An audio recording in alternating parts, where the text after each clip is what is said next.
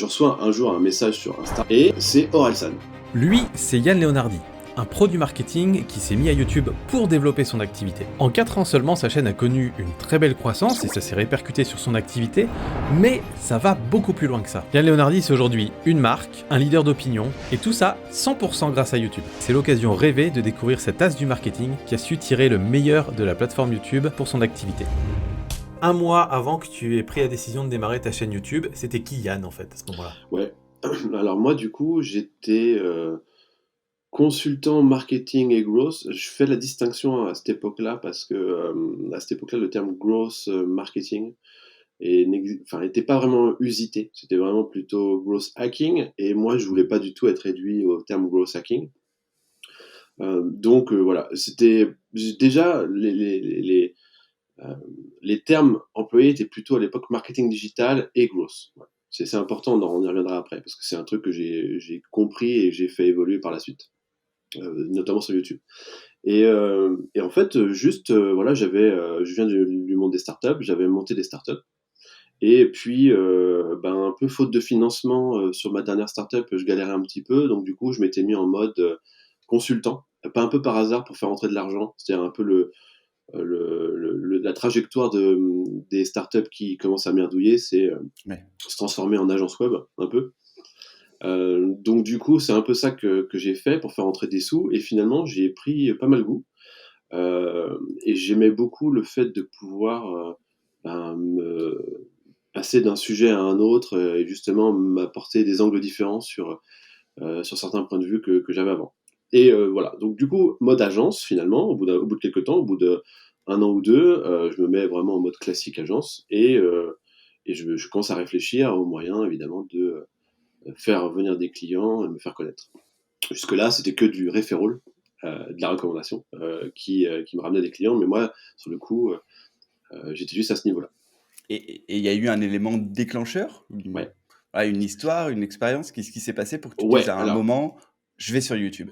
oui, parce qu'en fait, je commençais beaucoup à traîner sur YouTube, et c'était le contenu plus ou moins marketing business francophone que je trouvais déplorable. Et je me disais, mais c'est vraiment nul, c'est vraiment très très nul, et en fait, il y avait vraiment, jusqu'à il y a pas longtemps, c'était encore le cas, il y avait vraiment un côté hermétique entre l'écosystème Make Money YouTube et l'écosystème Startup. Et l'écosystème Make Money, eux, ils sont sur le haut du funnel en fait. Ils ont pas besoin de donner des conseils.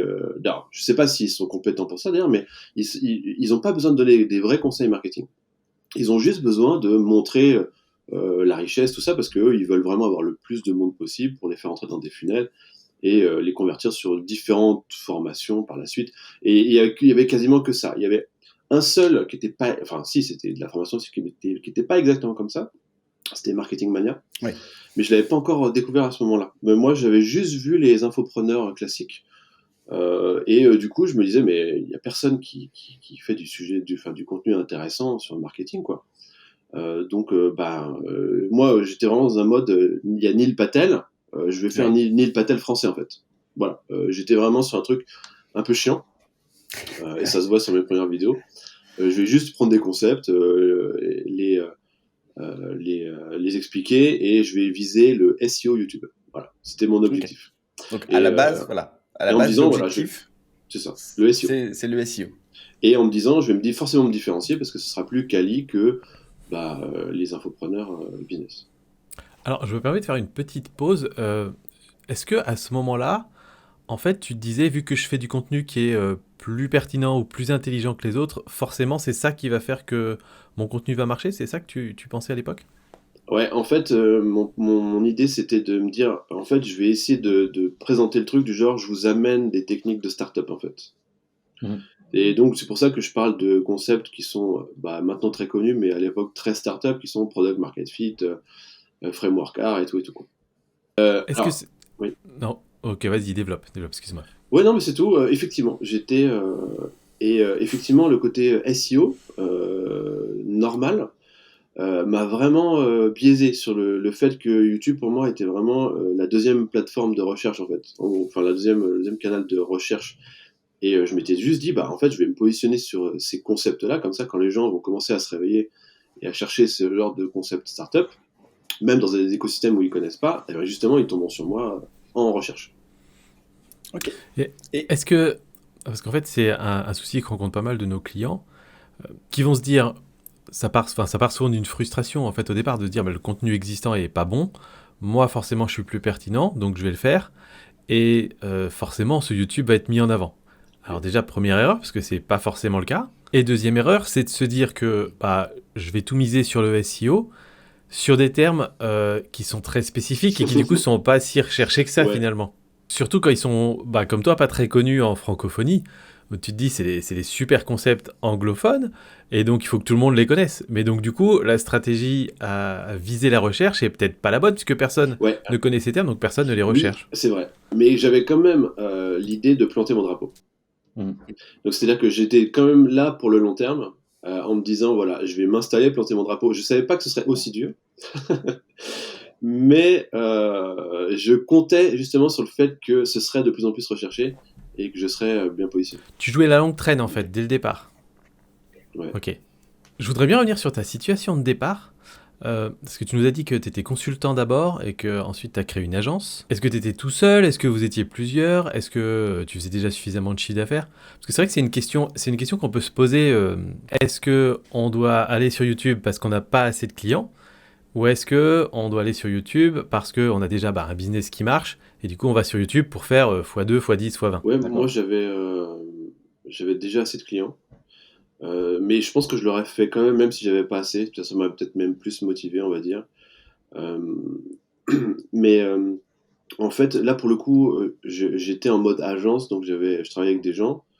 Mais en vrai, si j'avais été solopreneur, ça aurait été pareil. Et d'ailleurs, j'ai rapidement abandonné le mode agence pour juste être en mode plutôt solopreneur avec des freelances. Pour le côté management, donc c'est-à-dire qu'en fait, mais ça n'a rien à voir avec le sujet YouTube. C'est-à-dire que en fait, je déteste le management et je suis juste pas un bon entrepreneur à ce niveau-là. Et c'est pour ça que j'ai changé un peu de statut. Mais sinon, pour répondre à ta question, dans les deux cas, je l'aurais fait. Mais moi, j'étais vraiment dans un truc long terme. Du genre, comment je pourrais asseoir ma position. J'avais quand même une petite notion que ça pourrait me ramener de l'autorité, ce genre de truc. Tu vois. Oui, classique. D'accord. Et comment ça s'est passé, la création de tes premières vidéos? Parce que ça, c'est quelque chose que je rencontre souvent, ce blocage des toutes premières vidéos. La première vidéo, c'était affreux. J'ai mis vraiment une journée à faire une vidéo de 10 minutes. Vraiment en mode... Elle est encore en ligne. Elle est, donc le fond vert, j'avais copié une autre chaîne en termes d'esthétique, mais vraiment copier-coller. C'est Rap Genius à US. Et j'avais demandé à quelqu'un de faire les mêmes animations, exactement pareil. J'avais vraiment tout copié en me disant, ça c'est sympa, je vais le transposer dans mon domaine à moi. C'est vraiment... D'ailleurs, je conseille aux gens de faire ça pour commencer. Voilà, vous prenez un truc qui n'est pas évidemment évident, vous l'avez pompé, et évitez de prendre dans votre même secteur. Prenez un secteur dans un autre pays, dans un secteur qui n'a rien à voir, et ça vous fait un truc pour commencer, quoi. Et du coup, j'étais vraiment un peu tétanisé quand je mettais la règle, comme ça, j'étais... Et je disais phrase par phrase, et je recommençais, et j'ai fait 40 000 versions. Et en fait, il y avait quasiment aucune différence entre les versions, c'était tout nul. Et vraiment, et au bout d'un moment, j'ai fini par me rappeler le mojo qui est valable partout et qu'il faut jamais oublier, c'est que tout le monde s'en fout. Tout le monde s'en fout, mais enfin, vous pouvez l'appliquer à tout dans la vie, en vrai. Mais tout le monde s'en fout, particulièrement quand vous créez du contenu. Et c'est dur on a beau le savoir, c'est dur de sortir de ça. C'est dur de se dire oui, mais non, c'est vrai, tout le monde s'en fout. Et en fait, il suffit d'appuyer sur publier pour se rendre compte que oui, tout le monde s'en fout vraiment. Surtout la première vidéo. Oui, c'est ça, et c'est très libérateur, souvent la première vidéo, quand on appuie sur publier. Voilà, ça fait de bien, on se dit ça y est, c'est fait. Moi, ce qui m'intéresse aussi, c'est une fois que tu as publié, tu as fait ta première vidéo, elle est ce qu'elle est, on commence tous quelque part. Ça donne quoi le J+1, J+2 au niveau des résultats? Comment tu te sens et par rapport à tes attentes, qu'est-ce qui s'est passé? Ouais, en fait, du coup, c'est libérateur parce que t'as aucune vue. C'est pour ça que tout le monde s'en fout. Et effectivement, tu te dis que vu que personne ne regarde, c'était pas la peine de se donner autant de mal. Ouais. Et que du coup, je pourrais être je vais pas l'abandonner. C'est un peu peut-être ça la différence. C'est-à-dire qu'on peut se dire soit j'abandonne, soit en fait du coup maintenant je vais être plus libre de tenter des trucs, tu vois. Et en fait c'est vraiment, moi à l'époque j'étais quand même un peu dans le growth hacking, donc j'étais en mode bourrin. Donc c'est-à-dire que j'ai un truc, si les gens ils viennent pas naturellement, je vais forcer quoi. Donc j'ai commencé à chercher toutes les techniques possibles pour forcer l'acquisition, forcer la visibilité. Donc j'ai fait beaucoup de sources externes. Donc finalement j'ai fini par arriver à des vues honnêtes pour une première vidéo, tu vois, mais genre je sais pas 1000 vues, un truc comme ça. Mais un truc qui te dit ah bon quand même, il y a des gens qui l'ont vu finalement, mais c'était que au bourrinage. Vraiment tous les trucs que je pouvais tester, les robots, les machins, j'ai vraiment tout essayé. J'ai vraiment tout essayé. Et ça, tu as continué donc à faire ces vidéos et tu as utilisé la même technique pour tes premières vidéos en termes de SEO, en termes d'aller chercher à côté, c'est-à-dire qu'il y a forcer vraiment... un petit peu les gens, quoi. Oui, c'est ça. J'ai vraiment fait ça à chaque fois. Je publiais, il n'y avait pas beaucoup de monde qui regardait et je forçais à chaque fois la visibilité. Jusqu'à un moment, voilà. Je pense qu'on peut en reparler, mais il y a un moment où j'ai un peu changé ma façon de voir les. Enfin, j'ai testé un autre truc que juste je prends une requête. Genre, je crois que ma deuxième vidéo c'était comment marche l'algorithme de YouTube, de Google, enfin des trucs vraiment très. J'ai commencé je tapais un peu partout sur les trucs, Facebook Ads, machin. Et puis à un moment, j'ai changé un petit peu de mon fusil d'épaule, quoi. Et c'est quoi l'élément déclencheur qui fait que tu te dis, OK, ma stratégie, recherche, SEO ne fonctionne pas. Allez, je change tout, ou en tout cas, je change totalement de stratégie. Est-ce qu'il y a eu quelque chose qui t'a fait penser à ça? Franchement, non. En toute sincérité, c'est le hasard. Non, mais... En toute sincérité, c'est le hasard. C'est-à-dire qu'en fait, j'arrivais pas à faire marcher le SEO YouTube parce que bizarrement, quand on fait du keyword stuffing, on met des tags et tout ça, ça change rien du tout. Ceux qui écoutent ou ceux qui nous voient, retenez ce qu'il vient de dire Yann, retenez-le, parce que ça, c'est quelque chose qu'on voit encore très régulièrement, même sur LinkedIn. Hein. Et donc, voilà, changer les titres et tout ça, bon, ça n'a jamais rien changé. Et après, je faisais même des backlinks, enfin vraiment, vraiment, j'ai tout essayé. Et puis, en fait, à un moment, je voulais parler de stratégie de contenu. Et en fait, je voyais pas comment ça pourrait être parlant sans prendre un exemple, en fait. Et du coup, je pense que la première fois que j'ai publié la vidéo, ça devait s'appeler stratégie de contenu. Et puis à un moment, j'ai essayé, je me suis dit, en fait, je vais prendre l'exemple et je vais le mettre devant. Et j'ai mis stratégie de contenu de Slip Français. Ok. Je sais plus comment ça s'appelle, il faudrait que je vérifie. Le Slip Français, une startup qui est très connue dans le milieu des startups, mais pas tellement en dehors, en fait, finalement. Pas du tout. Voilà, mais qui fait référence vraiment dans le milieu des startups. Encore une fois, avec ce genre de contenu, je pense que tu attirais que les pseudo startups, wannabe startups, donc l'autre écosystème qui traîne sur YouTube et pas du tout les make money non plus. Et pour le coup, du coup, je mets l'exemple en avant. Et là, d'un coup, j'ai beaucoup plus de résultats, mais genre 10 fois plus. Le truc est vu un peu naturellement, sans que je force. Et enfin, quand je dis forcer, j'allais même spammer j'avais des robots qui spammaient les groupes Facebook, Startup France, et des trucs comme ça, quoi. Et en fait, là, naturellement, il intéresse beaucoup plus de gens et il y a des vues naturelles. Et là, bon, ça fait un peu titre. Alors, il se trouve que j'avais quand même des stocks de vidéos avec un planning, donc j'ai quand même continué à faire mes trucs. Mais je me suis dit, ah d'accord, ok, en fait, il faut que je prenne un exemple auquel les gens peuvent se rattacher. Et en fait, ça va les intéresser un peu plus, ça crée un terrain un peu familier. Et derrière, du coup, je vais expliquer mon concept au lieu de le prendre dans l'autre sens. Donc ça, c'est vraiment le premier virage. Et le deuxième virage, c'est quand je me dis, allez, je vais prendre un exemple qui n'a rien à voir avec le marketing. Et je me dis, je vais faire une vidéo sur PNL. C'est ça, ouais. Et ce truc-là, c'est vraiment un truc que je m'étais rendu compte après dans d'autres circonstances. Et c'est un truc, je l'évoque, je mets un extrait de Naval dans une vidéo récente. En fait, c'est si vous avez si vous êtes dans un cirque et vous présentez un ours, c'est sympa, ok. Si vous présentez un mec qui fait du monocycle, c'est sympa. Mais dès que vous mettez un ours sur un monocycle, là, vous avez quelque chose. C'est vous créez un petit wow effect, un truc qui devrait pas aller ensemble. Et c'était vraiment ça que j'avais déjà remarqué. Et je me suis dit, mais en fait, c'est ça pour vraiment intéresser. Donc, les gens qui sont peut-être en dehors et qui pourraient se raccrocher, et non pas forcément que les start-upers, et ben, je vais prendre un exemple qui est un peu en dehors et je vais le raccrocher à ce que tu fais, quoi. Ouais. Donc, je prends PNL, ça marche un peu comme le site français. Ok, très bien, je suis content. Mais j'attendais pas plus que ça, moi. Et en fait, là, je découvre Marketing Mania, qui fait genre 2 semaines après, il fait une vidéo sur PNL aussi. Ouais. Et je regarde sa vidéo et je me dis, ah, c'est intéressant, mais il y a beaucoup moins de contenu marketing dedans, tu vois. Donc je me dis, oh, et en fait, je me dis, oh, bah, c'est moins bien. Juste parce qu'il y avait moins de contenu technique. Ouais.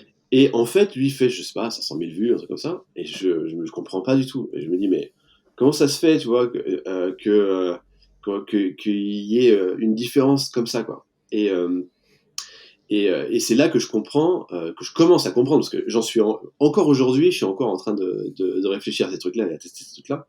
C'est l'angle, c'est la façon de le présenter. Ouais. Il y a justement, je suis tombé sur un short hier d'un plateau avec Alain Chabat qui reçoit Orelsan, son frère, et Jamel Debbouze. Ouais. Et Jamel Debbouze, il dit c'est marrant votre documentaire là, ne montre jamais ça à personne, parce que moi j'ai fait la même chose. Ça s'appelait Jamel en vrai, et c'était mon frère qui filmait les coulisses et mon histoire. Et du coup ils font des vannes dessus, tout ça. Et en fait, je pense que c'est à peu près la même chose, c'est-à-dire qu'en fait c'est l'angle que tu vas donner, c'est-à-dire que ne montre ça à personne. C'est vraiment un truc qui va accrocher les gens, qui va leur donner envie de suivre. Et l'accroche qu'avait trouvé Marketing Mania sur PNL, c'était PNL est une marque de luxe. Oui. Et c'est à peu près la même mécanique, c'est-à-dire que Jamel en vrai, c'était on va vous montrer les coulisses de Jamel. C'était très factuel. Alors que ne montre ça à personne, là d'un coup, on a vraiment un univers caché et intriguant, et on veut savoir qu'est-ce qui nous cache. Et c'est la même chose, c'est vraiment une question de comment on va angler le sujet, et qu'est-ce qui va faire que marketing de 3 petits points PNL, c'est moins sexy que PNL est une marque de luxe, quoi. Mais ça, c'est un point commun que tu as avec Stan Lenou et donc Marketing Mania, où vous travaillez énormément sur l'angle. Et on avait reçu Robin il y a quelques temps, donc qui c'est le copywriter, c'est ça. Ouais, c'est ça, qui est Paul Stan dans l'écriture de ses vidéos. Et il nous disait effectivement que peu importe le sujet, ce qui est le plus important, ça va être l'angle choisi. S'ils ne trouvent pas d'angle intéressant, ils ne sortiront pas la vidéo. Ouais. Et le but, c'est un peu comme toi, c'est-à-dire de prendre deux choses qui sont normalement opposées et les mettre ensemble pour avoir cet effet waouh. Je crois que c'est comme The Rock et travailler beaucoup, alors que tout le monde pense que The Rock, il est connu parce qu'il est musclé. Non, en fait, c'est qu'il travaille énormément. Donc voilà, il y a plein de choses comme ça. Et je pense que Stan, alors je refais un appel du pied, Stan, si tu nous écoutes un jour, viens discuter avec nous. Mais je pense que Stan a eu à peu près le même chemin que toi, dans le sens où il a fait des vidéos au départ très informatives, je donne des conseils. Et lui, à un moment, il s'est dit, je vais parler de films très connus pour amener mon sujet. Et donc, je crois que c'est la première vidéo où ça a fonctionné. C'est le fameux Loup de Wall Street avec Leonardo DiCaprio. Donc, je pense que vous avez eu à peu près au même moment les mêmes tests et les mêmes résultats en ce qui concerne l'angle. Pour te dire, lui, il l'a fait vraiment avant. Oui, c'est ça. En fait, moi, je le découvre à ce moment-là, mais j'ai un train de retard. Lui, ça fait longtemps qu'il a compris ça. Oui. Et alors, après, j'ai étudié un petit peu le parcours, justement, et j'ai vu qu'effectivement, il avait eu la même trajectoire, mais avant. Et pour lui, en fait, il explique qu'il il a compris avec un autre YouTuber qui s'appelle Nerdwriter, qui est un YouTuber US. Et il a compris qu'en fait, il pouvait prendre des sujets mainstream et les appliquer à une discipline spéciale. Et c'est pour ça qu'il a commencé à le faire, en regardant Nerdwriter, ça s'appelle la chaîne. Je sais pas si ça existe toujours d'ailleurs. Et c'est ça, je pense qu'on aura l'occasion d'en reparler, mais c'est primordial en fait, le côté consommer du YouTube et le côté essayer de comprendre comment les autres comme les autres fonctionnent, ce qu'on pourrait adapter des autres.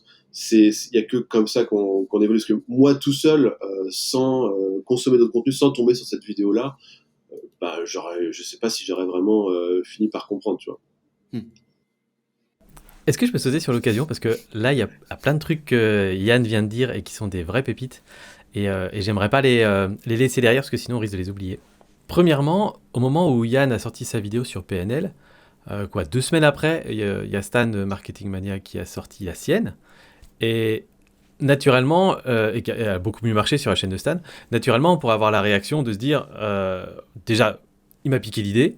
Quand on connaît la longueur des cycles d'écriture des vidéos de Stan, probablement Oui, qui oui. était déjà en préparation par ailleurs. Alors, si. Alors, il l'a pas dit. Il l'a pensé, mais il l'a pas dit. J'ai pas pensé qu'il l'avait copié, parce que c'est sorti 2 semaines après, et je savais que les temps de prod, c'était pas possible. Et puis même, le contenu a rien à voir. Et donc, j'ai pas pensé ça. Par contre, je me suis dit, c'est parce qu'il a plein d'abonnés. Ouais. Et donc, j'ai dans un premier temps, me suis caché derrière ce truc-là, en me disant, c'est normal, ok, c'est parce que j'ai pas assez d'abonnés, et du coup, l'algo, il se lance que quand il y a des abonnés. Et d'ailleurs, après ça, en fait, d'ailleurs, j'ai fait une des millions d'erreurs possibles, c'est que je me dis, ce que je vais faire, c'est que je vais payer de la publicité. Comme ça, les gens qui arrivent en payant, du coup, ils vont donner des signaux d'engagement, et du coup, l'algo, il va avoir plus de volume, et après, il va comprendre que c'est intéressant, et il va le montrer. Et du coup, j'ai fait ça, et évidemment, ça n'a rien changé, j'ai juste vu autant de vues que ce que j'avais payé, quoi. Et ça n'a pas emballé l'algo. Je pensais qu'en payant, j'allais emballer l'algo. Et d'ailleurs, j'ai compris ça beaucoup plus tard en parlant avec toi, qui m'a dit, non, ça n'a rien à voir, Coco. Donc tu vois, j'ai mis, 6 mois, 1 an avant de comprendre que ce que j'avais fait, ça servait à rien.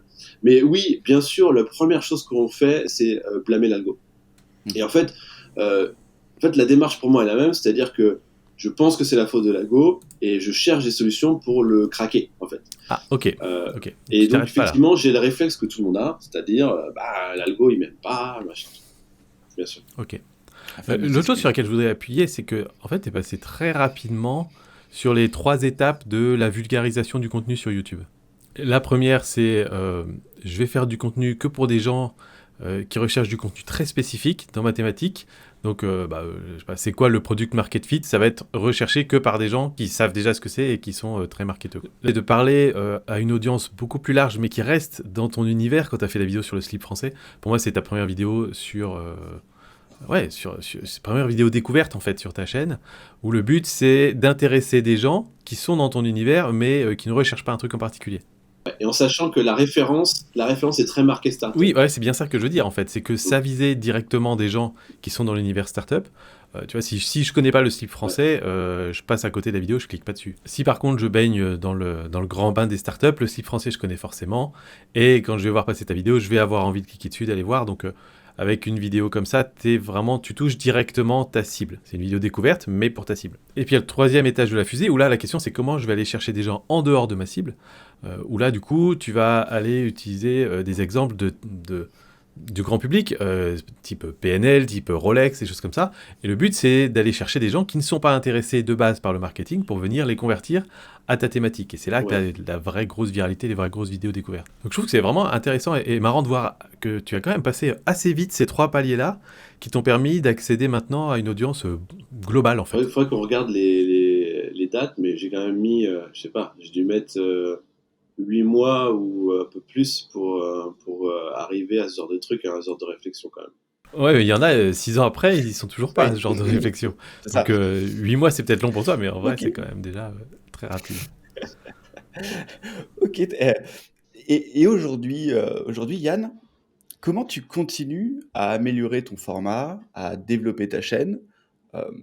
Qu'est-ce que tu as mis en place? Alors moi, je t'en avais parlé vite fait en message privé sur LinkedIn, mais j'ai l'impression que tu es en train de faire un nouveau tournant, peut-être une stratégie copiée de certains gros youtubeurs. Est-ce que tu peux nous dire aujourd'hui ce qui se passe sur ta chaîne? Ouais, en fait, pour s'améliorer, alors je l'ai évoqué tout à l'heure, c'est vraiment essayer de voir ce qui marche ailleurs, et en particulier dans des niches qui correspondent pas, pour comprendre ce qu'on pourrait adapter ou pas. C'est ça que je veux j'aimerais dire bien quand quand je parle même de que tu nous professionnalisme. dises, en gros, C'est c'est ça. quoi la différence entre le Yann d'avant et le Yann d'aujourd'hui? Ce que t'as apporté YouTube en fait dans ta vie, dans ton business, est-ce que ça t'apporte plus de clients? Est-ce que ça te permet de vendre plus cher? Est-ce que ça t'a permis de rencontrer des gens? Enfin voilà, j'aimerais bien que tu nous dises un petit peu ouais, ce que ça t'a apporté quoi. Alors c'est énorme. C'est vraiment, mais vraiment, vraiment énorme. À sur plein de sujets. C'est-à-dire qu'au départ, tu viens juste pour avoir plus de clients. Mmh. C'est tout. Et du coup, effectivement, ça arrive. Il y a plein de clients qui te contactent et tu gagnes vachement en autorité. C'est-à-dire que assez rapidement, tu deviens une sorte de référence alors que tu ne le mérites pas forcément, en étant totalement objectif. Il n'y a pas de raison, c'est pas parce que tu as créé 4 contenus que tu es plus une référence que quelqu'un d'autre, tu vois. Et c'est un biais qu'on peut associer à une sorte d'effet gourou, en vrai, Ouais. et dont tout le monde bénéficie dès qu'il commence à Je créer du l'analyse contenu. comme ça, mais Donc, pour moi, comme on a grandi avec ouais. la télé, notre média vidéo, c'est la télé, et quand tu as des gens qui interviennent à la télé, c'est forcément des gens qui sont des sachants. Pense à une émission Ouais, c'est ça. genre sur France 5 où il y a des invités sur le plateau, etc. On fait appel à des experts, à des spécialistes, à des gens qui sont censés, en tout cas, savoir de quoi ils parlent. Et du coup, maintenant, en vidéo, même si c'est sur YouTube, dans notre tête, il se passe un truc où on se dit waouh, ok, ce gars-là, il sait de quoi il parle, quoi. Et effectivement, tu as raison, c'est injuste, c'est un unfair advantage, en fait. Et du coup, ça fait que quand des gens cherchent des invités pour des podcasts, des choses comme ça, ils tapent dans ce qu'ils voient. Donc du coup, il y a des gens qui vous invitent, vous avez encore plus de visibilité, encore plus de clients, encore plus d'autorité, parce que vous êtes invité à des podcasts. Donc c'est un truc déjà qui est énorme. Le niveau de qualité des clients que vous pouvez avoir, alors bien sûr, vous pouvez avoir des touristes total qui vont vous dire n'importe quoi, mais vous pouvez atteindre des gens grâce à YouTube, parce que tout le monde traîne sur YouTube, mais quand je dis tout le monde, c'est aussi des grosses pointures, quoi. C'est-à-dire qu'en fait, vous pouvez être contacté par un peu n'importe qui. Et je vais vous donner un exemple, parce que je vais essayer de retrouver le message. Je reçois un jour un message sur Insta qui me dit Hello, ça va? Avec ma meuf, on a regardé pas mal de tes vidéos qui sont très instructives. On se dit qu'on a besoin d'un mec comme toi, nanana. Est-ce que ça pourrait t'intéresser? Et c'est Orelsan. Je sais pas si. Oh! Et ça, Ok. c'est le pouvoir de YouTube. C'est-à-dire que quand on reçoit ce genre de message, on regarde comme ça, on se dit Orelsan, on voit le truc vérifié, on clique sur le profil, on voit 2 millions d'abonnés. On se dit putain, mais c'est Orelsan qui vient de me contacter parce qu'il a regardé une vidéo sur ma chaîne YouTube, quoi. Ouais, ça c'est lourd, ça. Et donc, évidemment, donc du coup, depuis, j'ai le plaisir de travailler avec lui, mais impossible sans YouTube, complètement impossible. Ouais. Et je parle même pas que de clients, je parle d'opportunités. C'est-à-dire qu'il y a des gens qui vont vous proposer des projets. C'est pas que de la clientèle, c'est-à-dire qu'en fait, vous faites quelque chose, vous vous lancez dans un chemin, et grâce à ce chemin, vous allez arriver à d'autres intersections qui vont vous proposer d'autres chemins que vous aviez même pas envisagés, que vous saviez même pas qu'ils existaient. C'est incroyable. C'est vraiment incroyable. Et je pense que le plus incroyable, c'est pas du tout ça. Le plus incroyable, c'est le fait de pouvoir et avoir l'opportunité de formaliser sa pensée et de devenir de plus en plus compétent à mesure qu'on le travaille et qu'on essaie de l'exprimer. C'est-à-dire que si j'avais jamais fait ça, tout ce dont je parle serait resté beaucoup plus confus. J'aurais même pas pu, et encore une fois, c'est un peu la technique des chemins, c'est-à-dire que, en fait, en formalisant quelque chose, on finit par maîtriser tellement un sujet de base qu'on comprend un autre truc, et forcément, du coup, si on veut avoir la meilleure qualité possible, on va se documenter, on va découvrir encore d'autres trucs, et on devient, mais je sais pas, 10 fois, 100 fois plus compétent qu'on le serait, on serait resté si on l'avait pas fait de chaîne YouTube, quoi. Et moi, du coup, je suis parti sur un truc très marketing et growth, et finalement, le modèle art, pour moi, était un truc parmi d'autres au départ. Je parlais de SEO, je parlais de art, voilà. Et en fait, c'est en faisant tout ça que j'ai compris et que j'ai formalisé que le modèle art, en fait, était quelque chose d'universel et transverse. Et ça, c'est un autre biais psychologique qui agit sur les gens qui formalisent et qui rédigent, qui écrivent sur des sujets d'expertise comme ça. Ça s'appelle, alors attends, je me rappelle jamais, faut que je le retrouve. C'est un truc allemand, c'est le Bader-Meinhof-Phänomen. On parle dans l'allemand, là. Ouais, Bader-Meinhof-Phänomen. C'est un truc qui fait que quand on voit quelque chose une fois, on a tendance à le revoir plus souvent. Ouais, mais moi, je le vois aussi à titre personnel. Alors, effectivement, j'adore YouTube, mais en ce moment, mon grand truc, c'est les miniatures. Et tu peux demander à Sylvain. Des fois, je lui envoie des captures d'écran parce que je suis en train de lire des articles et je lui ai envoyé il y a encore même pas 2 jours. Je lui ai dit ça, c'est une miniature et un titre YouTube. Alors que c'était juste un article. Mais tout était fait comme une miniature. Je voyais une miniature, je la voyais bien sur une chaîne YouTube. Là, voilà, cet article doit être transformé en miniature, doit être transformé en vidéo YouTube. Donc, effectivement, plus tu travailles un sujet et plus tu le vois partout, en fait, le sujet. Le modèle art, on va y revenir justement dans le 2e épisode qu'on va tourner avec Yann, où on va faire le modèle art de YouTube, justement. Donc, ça va être super intéressant. Alors, j'ai une dernière petite question, Yann, pour tous les entrepreneurs qui sont dans la position du Yann il y a 4 ans ou 5 ans et qui voudraient, dans quelques années, dans la position du Yann aujourd'hui, comment on fait, en fait? Où est-ce qu'on peut se former? Où est-ce qu'on peut apprendre? T'aurais pas une petite formation que t'as sortie avec un gars il n'y a pas très longtemps ou quelque chose comme ça? Bah, alors, en fait, il se trouve que je connais une formation qui est assez complète et qui est vraiment un peu le fruit de toute cette expérience que j'ai pu accumuler, mais pas seulement. C'est-à-dire qu'en fait, moi, ce qui m'a vraiment fait perdre du temps sur YouTube, c'est tous mes biais. C'est-à-dire qu'en fait, créer une chaîne YouTube et la lancer, c'est comme une start-up. C'est essayer de comprendre ce qu'on a sous les yeux. Et en fait, le but, c'est de se débiaiser un maximum. Parce qu'en fait, on a des datas, on a de l'expérience, on a du quanti, du quali, tout ça, ce que les gens peuvent en dire. Et en fait, on essaie de faire évoluer notre truc, notre produit, notre chaîne YouTube, en fonction de ça. Et en fait, moi, effectivement, j'ai réussi à atteindre des objectifs, mais j'ai perdu énormément de temps parce que j'étais très sur le côté quali, instinctif, et puis plein de biais. Et en fait, j'ai rencontré Sylvain, qui est ici présent, et en fait, il m'a permis de me débiaiser en m'apportant l'expertise quanti, data. Parce qu'en fait, du coup, avec les clients que vous avez tous les jours, c'est votre spécialité. En fait, vous avez bien sûr énormément de data, énormément de cas, et ça n'a rien à voir entre le fait de faire évoluer sa propre chaîne avec juste les insights qu'on peut avoir de notre chaîne, et même si on est capable de bien comprendre ce qu'il y a dans les data, et de pas se dire ah ouais mais c'est la faute de l'algo, c'est parce que ceci, parce que cela, et en fait on n'a pas l'expérience et la vision d'avoir plein de comptes sous la main pour se rendre compte de ce qui est vrai et ce qui est pas vrai. Et du coup, cette rencontre-là avec Sylvain, nous a permis d'avoir vraiment un croisement des expertises. Alors, moi, à mon petit niveau, avec une vision un peu plus transverse et un peu plus genre, tiens, comment une chaîne YouTube fonctionne de façon growth et comment ça s'intègre dans un écosystème de marque, vraiment business, et vraiment Sylvain sur la partie vraiment expertise de ce data et compétences. Et du coup, on a mergé tout ça, effectivement, dans une formation qui s'appelle la grosse chaîne YouTube.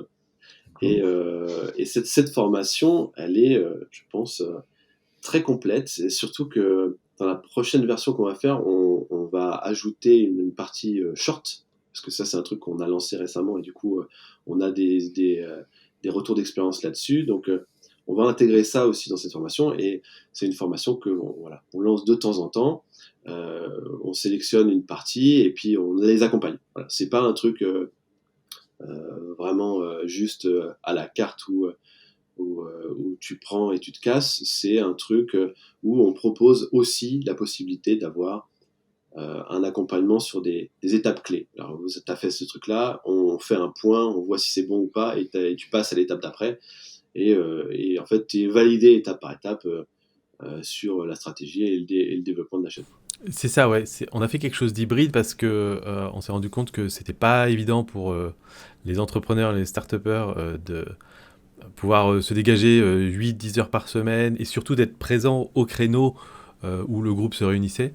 Mais il y a quand même ce besoin d'avoir un accompagnement personnalisé, donc c'est pour ça qu'on a hybridé un peu le truc. Parce qu'en fait, c'est pas suffisant d'avoir juste la formation en vidéo, parce qu'en fait, dans ce cas-là, il manque une des étapes les plus importantes, qui est la validation. On a besoin que les experts, les spécialistes, nous disent « Ok, ça c'est parfait, ça c'est bon, on met de côté, on passe à la suite. » Donc voilà, bah écoutez, si ça vous intéresse, nous on vous met évidemment les liens dans la description, dans les notes de podcast. Et puis, voilà, liste d'attente, et puis après, quand vous recevez un email, quand on réouvre le truc.